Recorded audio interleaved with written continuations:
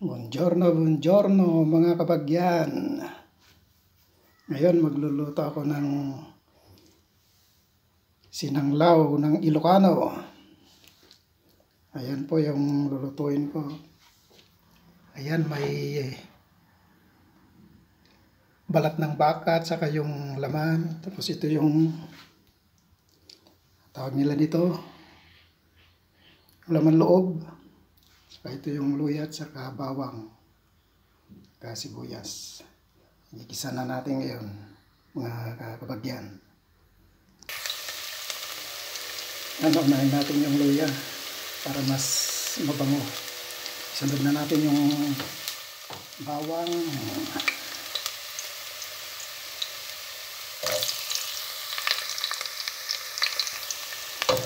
Halo-haloin konti, halokayin konti.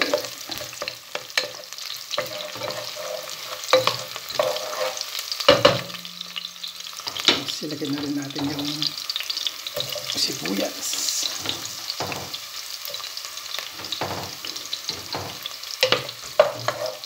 Halokayin na naman.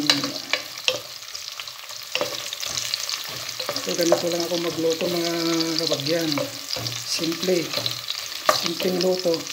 Kasi pang-ulam ko lang naman ito eh.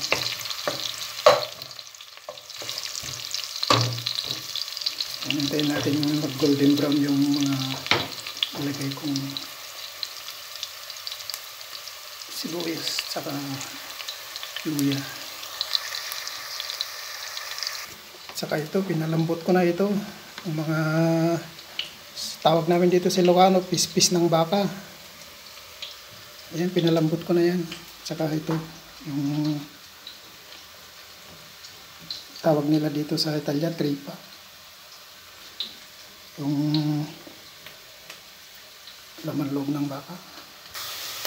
Yung golden brown, pwede nilagay yung tripa.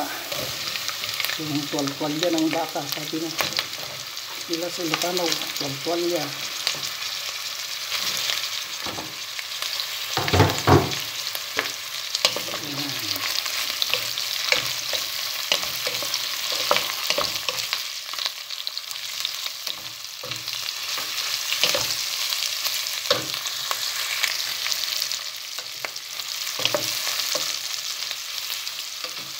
Yan, hintayin din natin mag-golden brown konti yung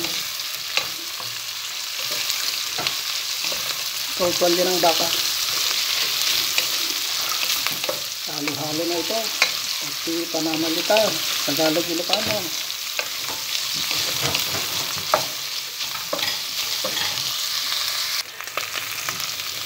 Yan, pwede na rin natin ilagay yung ayan. Oh, nag-imasin na din. Ayan. Nag-imasin na din. Sinanglaw.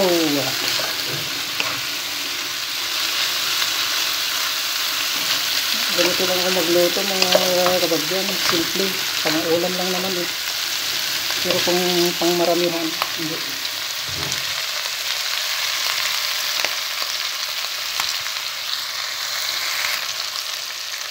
Maghahati tayo ng paminta. Pamintang durog.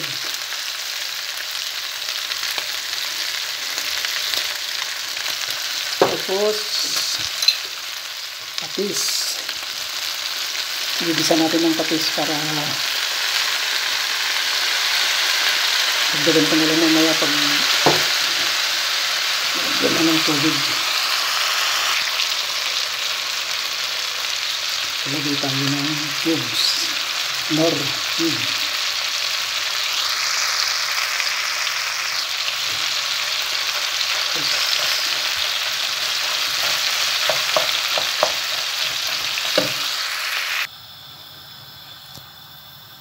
Yan na. Hintayin na lang natin na lumambot pa kunti.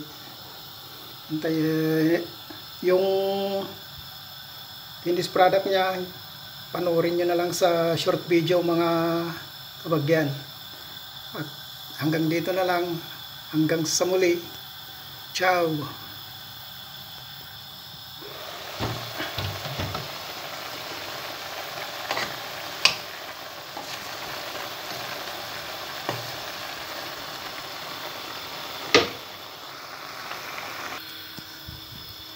Siya nga pala, nagpapasalamat muna ako sa mga mahal kong mga supporter.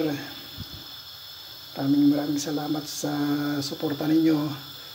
Sana hindi kayo magsasawang manood sa mga simpleng video ko, mga kabagyan, mga mahal kong supporter. Maraming salamat sa inyo lahat.